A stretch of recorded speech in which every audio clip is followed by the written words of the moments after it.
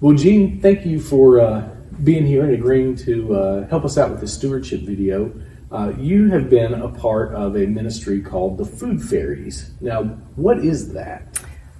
At first, I did not know, and in fact, this week is the first I knew it had a name, Food Fairies. Okay. But for 3 summers, Cindy Bell and Diane Reed and I have met over at First Methodist Church once a week, the first 2 summers. And they had bags already prepared for the 10 families that we needed to take food to at the Wildwood community. For 2 summers, we went every week and took a bag of food. If the family had 4 kids, we took four bags of food. Okay. But this past summer, when we reported, we were told that we would just be doing it every other week. Okay. And we really felt sad about that. Right. That the families would not have as much food. Mm-hmm. But they did double up on the number we took each of those 2 weeks. Okay. So we really took the same amount of food. But sometimes it's harder, if you have everything at once, it's harder to distribute it Right. over a period of time. But it did not last all summer. Okay. So we were limited. But in order for the families to have food, they had to have legs to take it. Okay. And we 3 at Broadway and others were given opportunities to be able to take that food to the families. Okay. Well, that sounds great. Gene, thank you for sharing about that with us. That's a ministry that I didn't know existed, and I'm sure there are people watching that don't know about that. It's good to know about these different ways that that people are reaching the community. Yes. So thank you for sharing that with us today. You're welcome. Well, Ruthie, thank you for being here with me today and agreeing to do this interview on behalf of the Stewardship Committee and the Brown Food Pantry. So the Brown Food Pantry, tell us a little bit about what the Brown Food Pantry is and kind of what it does and where it came from.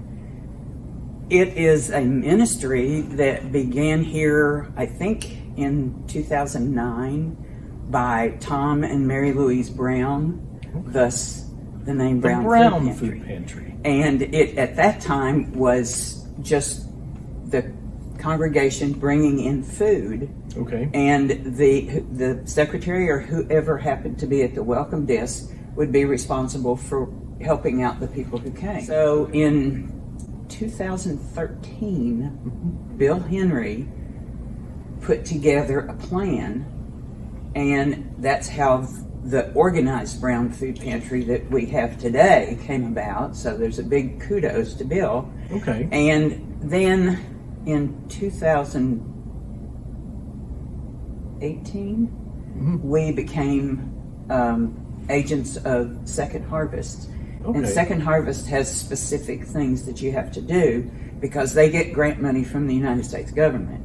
So you have to be more precise in some of the things that you do. So we reorganized again, and then in July of 2018, we did a different format.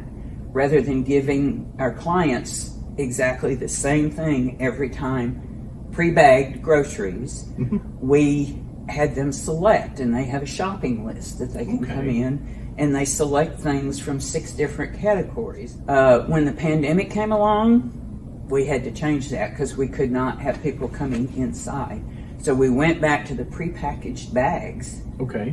And we take them outside, and the people drive up back here behind the church, and they tell our volunteers who they are, how many are in the family. They come back inside, pick up the prepackaged bags, and take it out. So we have gotten grants thanks to the great grant writing of Barb Penn. We've gotten some grant money, but the congregation here has supported this ministry from the very beginning.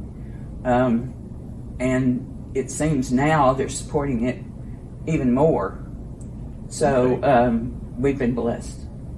Well, good. So between grants and individual gifts from people, and then people that come and pass out food, Right. Sounds like it's a very well-supported ministry, and it sounds like it's making a big difference. I sure hope so. All right. Well, thank you for what you do here with the Brown Food Pantry, and thank you for sharing with us today for our stewardship moment. It's my pleasure.